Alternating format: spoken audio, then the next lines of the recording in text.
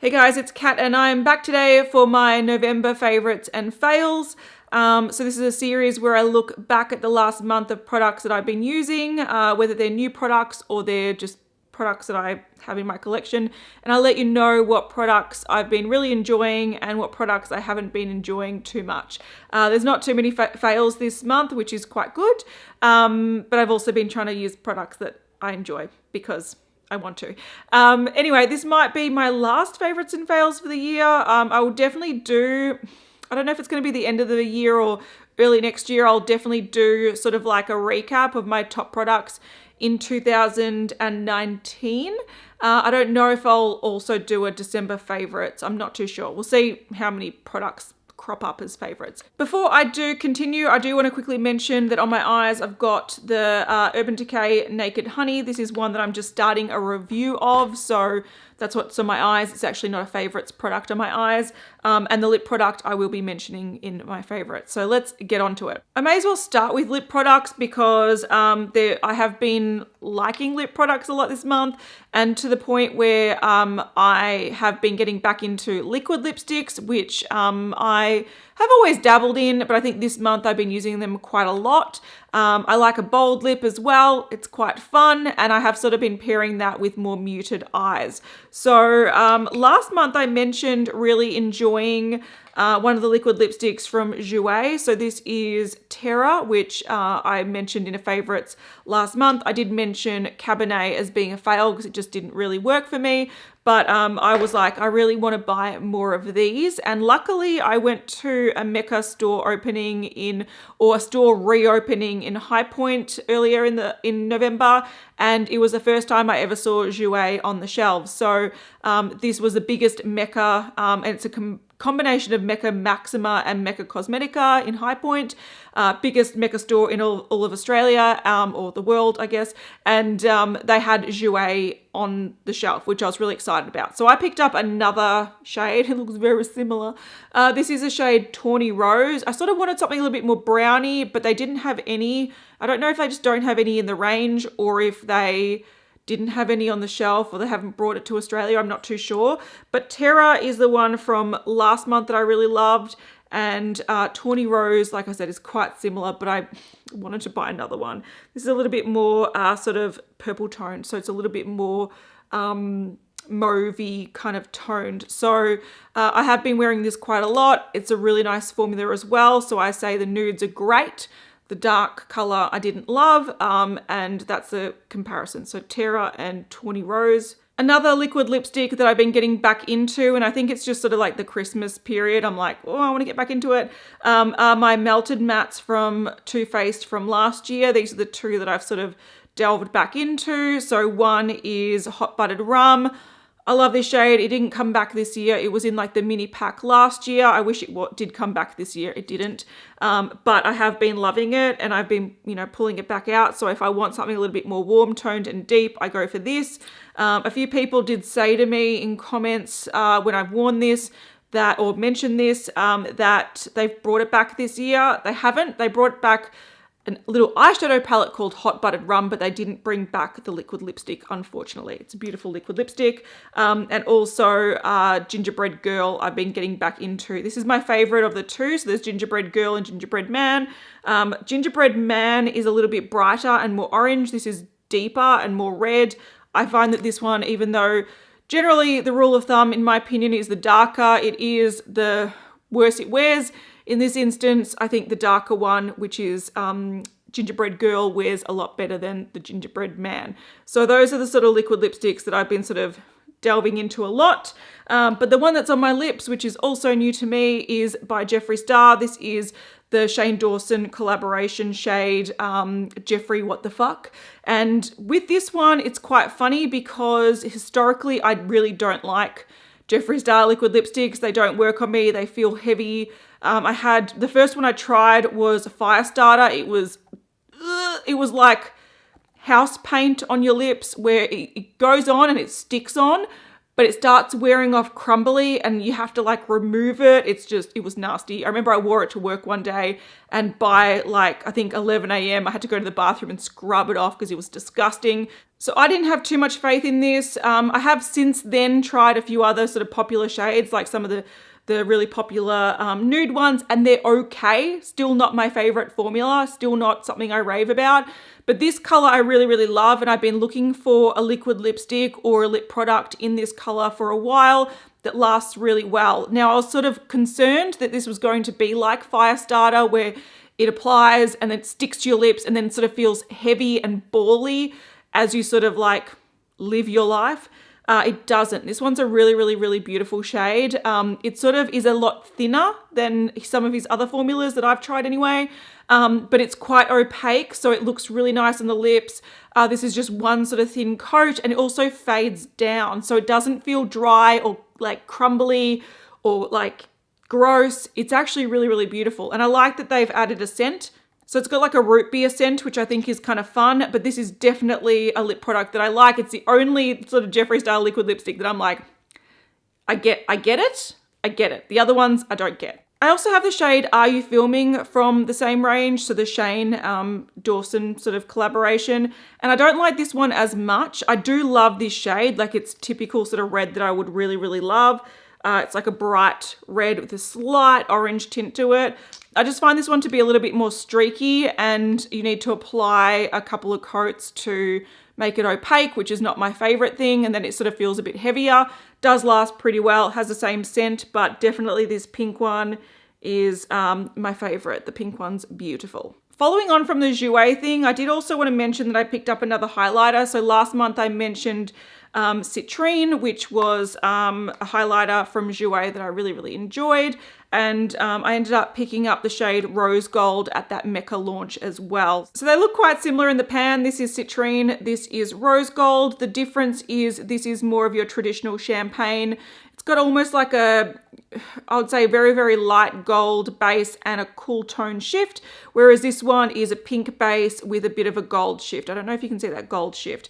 So yeah, they are similar but different. All right, so close up, hopefully you can see the difference. This is Citrine, which has that sort of champagne cool toned sheen to it. So for me, this is too cool toned for my skin tone in summer, whereas this has more of that gold shift, but that pinky sort of base. So this is more of a color that I can naturally wear when I've got a bit of a tan and I'm a bit bronzed, whereas this is more of a winter shade for me. So there is a difference, but they're both very pretty. One of the things that has impressed me the most this month is a new foundation. I did do a wear test, so I will list all the products I talk about in this video in the description box, and if I've done any reviews or demos or anything, I'll also link videos. But I did a wear test of the Smashbox Studio Skin Full Coverage 24-Hour Foundation, and I love this foundation. I'm actually not wearing it today, believe it or not.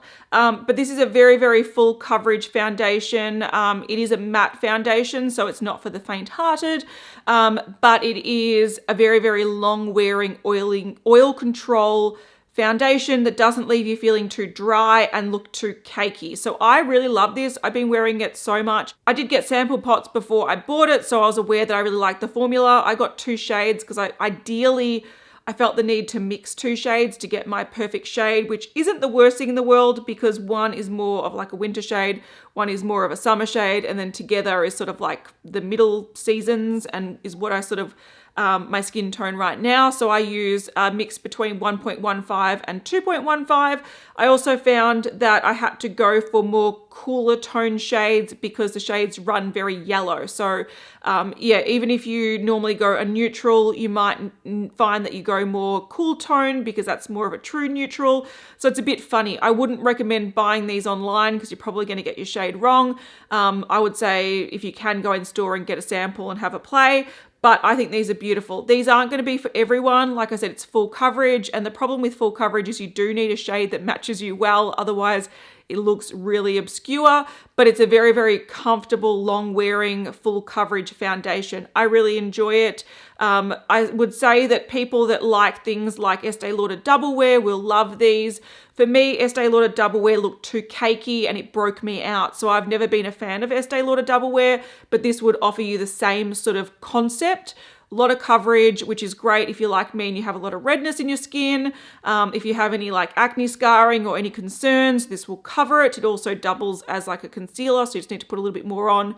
And it builds up and you don't really need a concealer. And it does wear really beautifully, but it doesn't look as cakey as Estee Lauder Double Wear. So I love this. It's not going to be for everyone, but if that sort of vibe, if you like that vibe, I thought these were fantastic, but yeah, try a sample if you're not sure. But I would definitely say it's my favorite foundation of the year. I'd definitely say it's probably my favorite foundation of the past 5 years.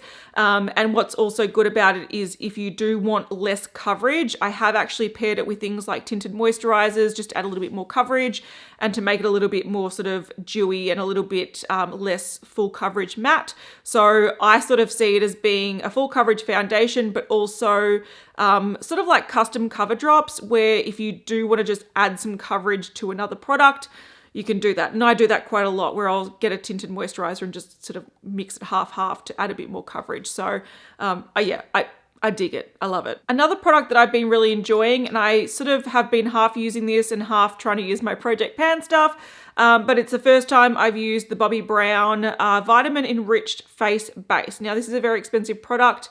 If you did watch Hailey's, she does like a recap video where she's monitoring her beauty purchases each month, and she mentioned buying this, and at the same time she bought it, she got me one. So essentially she got a friend who has like a Mecca discount to get it on discount to make it a bit cheaper, and she was trying it, and I thought, look, I'll try it as well. And I really like this. So it's an all-in-one primer and moisturizer. So this is pretty much just a tub of a moisturizer that you can sort of put under your base. It does sit really nicely under foundation, sits nicely under that full coverage matte one if you want a little bit more moisture. So it's a really nice sort of prep step. I don't use it every day, and you use the smallest amount, so it looks like I've barely used any. It has a really refreshing, almost like lemon balm scent to it. So I find that this is really beautiful, hydrating, like it just feels really refreshing. It's like a luxurious step. So I don't use it all the time because, like I said, I'm trying to use sort of Project Pan primers. But this is a really, really lovely product. And if you do have dehydrated skin or drier skin and you want something a little bit more moisturizing under your foundation, I really like this one from Bobbi Brown. I think it's a beautiful product, and it's like a cult product. It's been around for a long time and had like rave reviews, and I get it. It's just sort of really fucking expensive. So even on my oily skin, I think this works really nicely. It doesn't make me too greasy, and it sits really nicely under foundation because it's a moisturizer and primer in one, which is really nice. Sort of like the equivalent of putting like a lip balm on, or putting a little bit of lip balm on before you put on a liquid lipstick.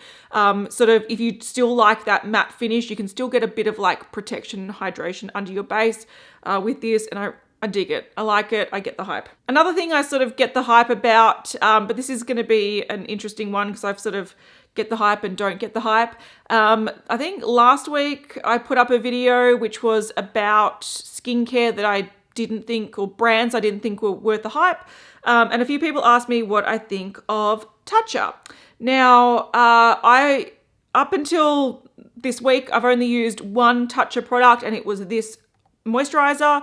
This is the Dewy Skin Cream, and I really, really, really like it. So I've been using this pretty much all November, and you can see I've been enjoying it. I use the smallest amount. Again, this has a really sort of fresh, I don't know, like herbal scent to it, but like fresh herbal. It's just really, really lovely. It's a really nice moisturizer. I did get this in a PR bag from Meccaland back in, I think it was May. So I've had this for quite some time, but I only opened it earlier in November, and I really, really enjoy it. If you really like a luxurious moisturizer that works really well and just feels really beautiful on the skin, I really like this.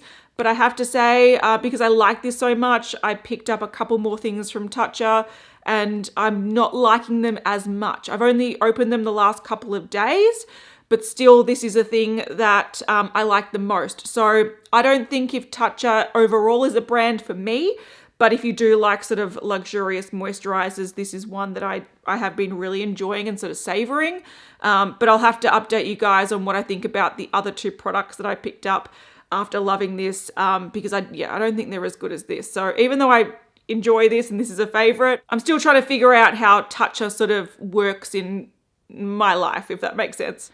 All right, I've got to do an update. This is about 5 hours after filming. I've already edited the video. I took my lip off after lunch and I'm going to go to Pilates soon. But I was in the bathroom gathering some laundry to do some laundry. And I saw in my shower that there is something in there that is definitely a solid favorite this month. And I don't want to let it slip in case I don't have a December favorites video. So I wanted to edit this in because this month, if I had to pick sort of top things, definitely Smashbox foundation is top. Probably something else, maybe a lip product. I'm not too sure, but my body product for sure, above all other body products is this one. So don't fall. So this is from Lush. It's the Yog Nog shower gel. So they've turned Yog Nog into a shower gel scent for the holiday season. This is the 1 kilo bottle. I actually went to a Lush holiday event in Melbourne and they said that we can pick a few things from the store, like go around and pick a few things that we want to take home. And they had either the small Yog Nog or this massive one. And we asked and we were like, should we take the small one or there's a large one? They're like, take the large one. And we're like, you sure? You sure?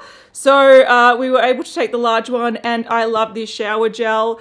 I only use the smallest amount, which is why there's still heaps in there, but it smells so amazing. So it's described as being a caramel custard sort of scent and it is divine. I love using it. It makes my shower so much more pleasant and it smells like something you want to eat. I don't know, some like creme caramel type delicious scent. So I did want to mention this because it's been my favorite shower buddy all month or since I got it.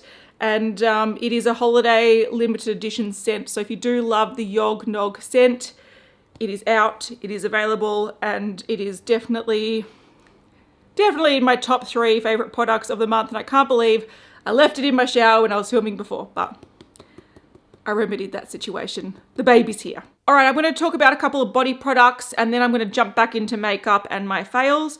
I wanted to mention this bio oil product that came out this month or November. So this is the bio oil dry skin gel. So I was out with Hayley.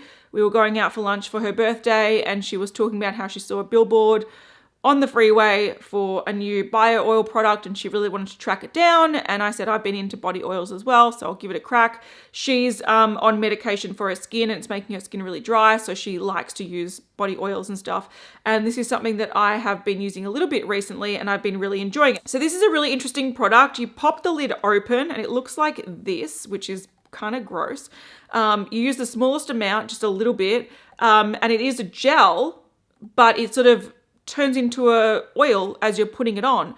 And then it sort of sinks into the skin really well. So if you do like body oils or you like the effect of body oils, but you don't like the actual applying oils, this is just a little bit of a firmer version or a firmer way to do it. And I really like it. I think it gives a really good effect on the skin. It's not too sticky. It's not too greasy. It doesn't leave you too oily. I put this on at night before I go to bed.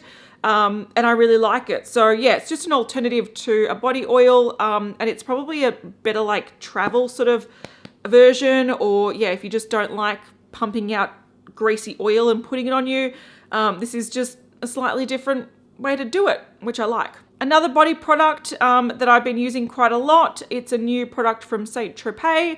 So they brought out a watermelon infused range. Now, I think at the very start of November, I went to this this event that was put on by a PR company and they were sort of showcasing a few of their new releases from the brands that they represent, and Saint Tropez was one of them. So I got to pick up this as a PR sample and I have been using it as a gradual tanner all November.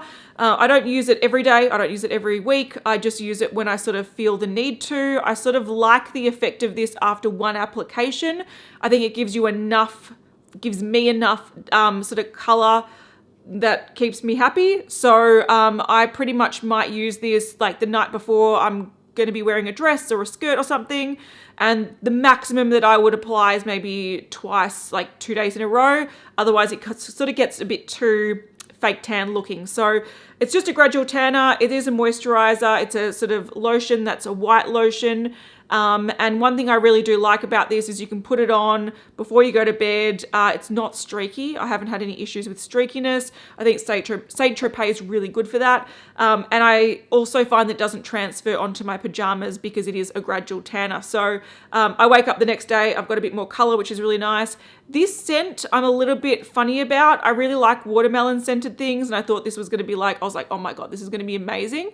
I'm not super sold on the scent. I think the scent is all right, but it has a really sort of artificial, almost watermelon perfume scent to it. It doesn't smell like fresh watermelon. It doesn't smell like watermelon juice.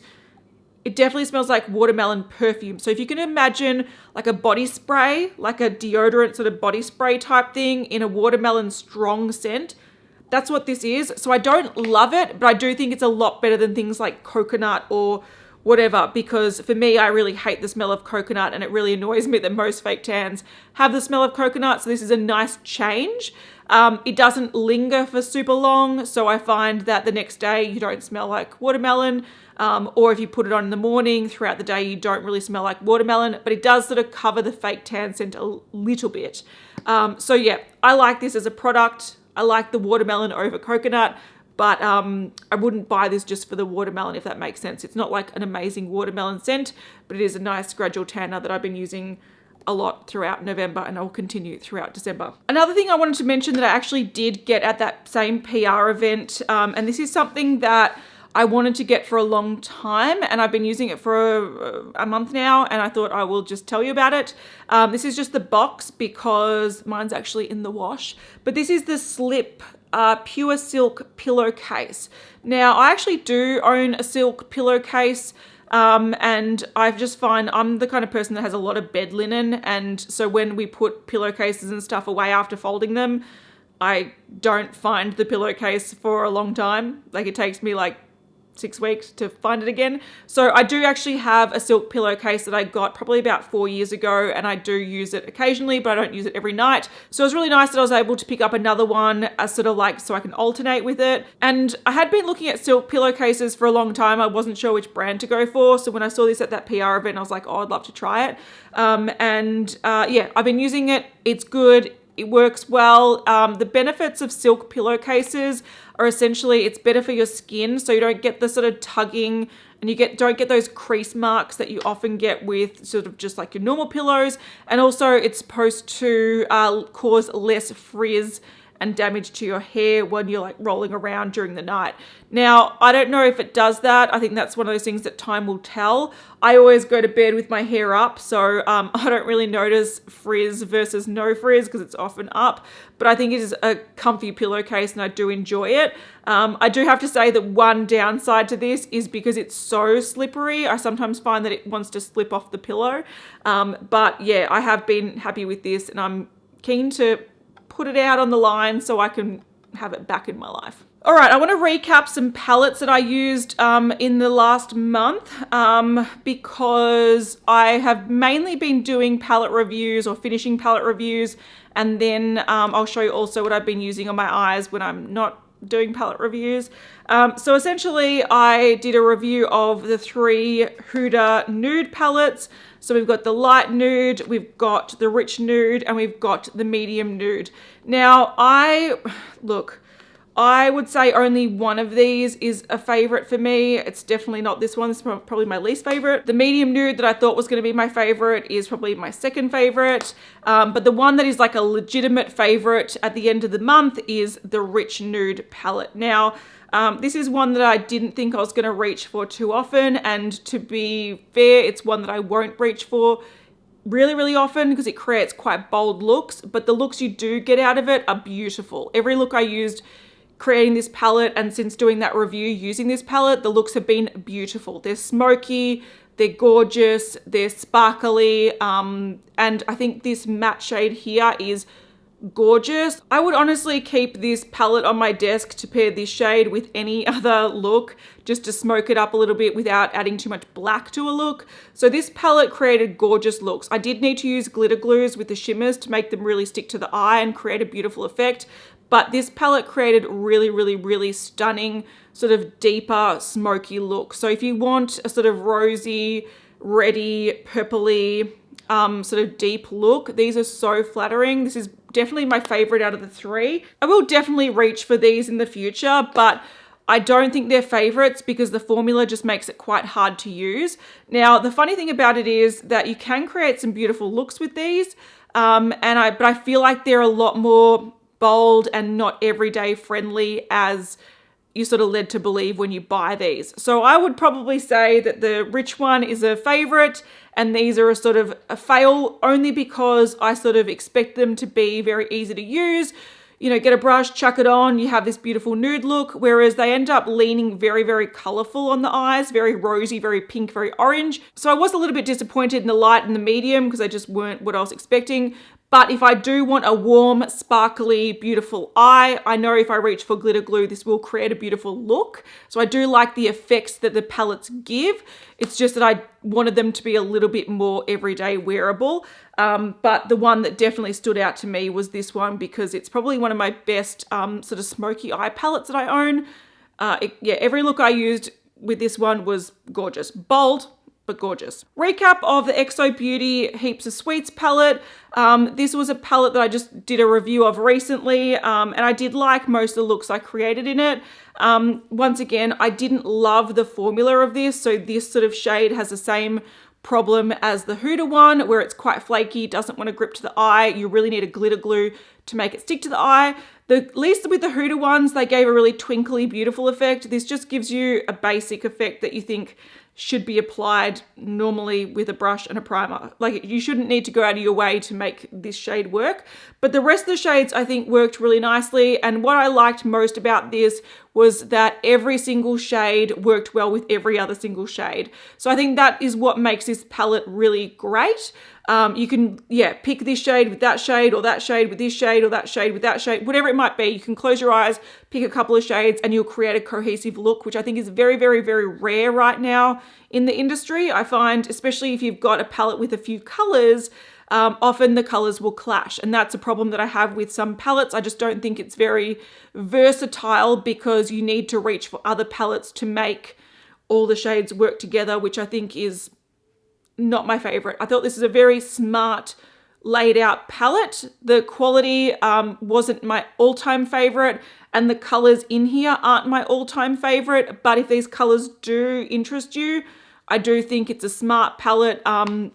I think it's nice. Not a favorite, but it's nice. So yeah, I guess I give this more of an honorable mention than I do a favorites because this isn't like a standout favorite product of the month, but I really do sort of respect it. And if you do like these sort of color stories, you will like it. I'm missing a few things that I want out of an everyday palette in this.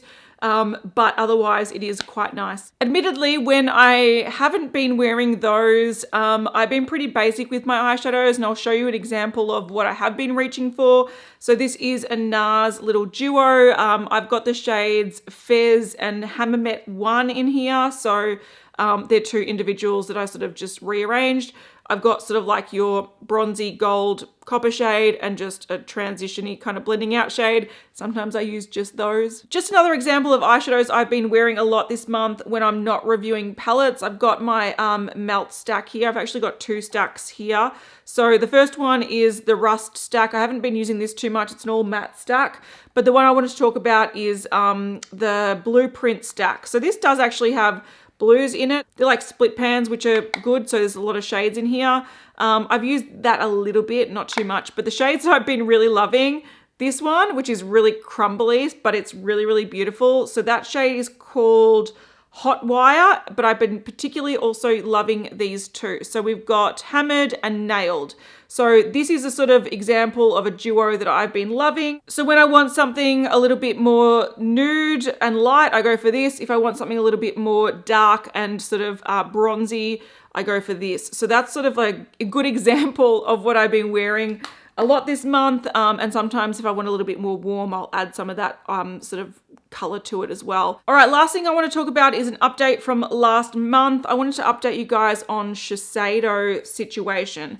So last month I mentioned that I've got these two items from Shiseido. We've got the Synchro Skin Self Refreshing Foundation and concealer. So I said that I haven't really used this, have used this a little bit. And I also said that I've got the Radiant powder, but I can't get it out. I ended up actually punching little holes in it. I don't know if you can see. And it is easy to get out. I don't like this powder. I don't feel like it sets my foundation very well. And it doesn't really add much radiance. It's sort of just a weird powder. So I don't love this. It's not my favorite. I would call it probably in my life a fail. I really, really, really love this concealer. I think this concealer is great. My shade is 103 and I think it works a treat. So it's a really beautiful concealer. It's definitely one of my favorites of the month. And then I've had a few people ask me about this foundation. And when I did a review of this foundation, people were like, don't care, don't want to hear about this. Tell me what you think about this. And the answer is, I don't really like this. I don't get the self-refreshing element of it. To me, it is quite matte and it is quite powdery. I don't really have dry skin. I have explained that over the last couple of months, I've had these sort of breakouts on my forehead that sometimes causes texture. And I find this clings to everything and it looks quite dry on me. So yeah, I don't like this. I have tried to use it a few times. And the best way that I find I use it is by mixing it with something else. So sometimes I even mix these two, but I feel like this is going to be one that I use just to use up. I'm not really keen to do a wear test on it because I'm sort of in a frame of mind where I don't actively want to use makeup that I don't like. I just don't want to do that. I just don't find that enjoyable right now. So maybe I'll do one in the future, but for me, I don't get this. I don't like it. It doesn't sit well on my skin personally. It sort of looks like a layer on my skin and it looks like it's emphasizing texture and I don't get it. I don't get this. I don't get the powder, but the concealer, surprisingly, is very nice. All right, so those are the products that I have been loving and not so loving in November. If I did miss any full names of products, I will list them in the description box. So if you want to go, what was that shade she was talking about of the blah, blah, blah, I'll have it listed there. But I'd love to know in the comments what your favorite products of November were. We are getting very close to Christmas. It's scaring me. I forgot to put up my Christmas tree last weekend and the weekend before. So by the time it's up, it's going to be well into mid-December, but it is what it is. So I'll see you guys in the next one. Bye.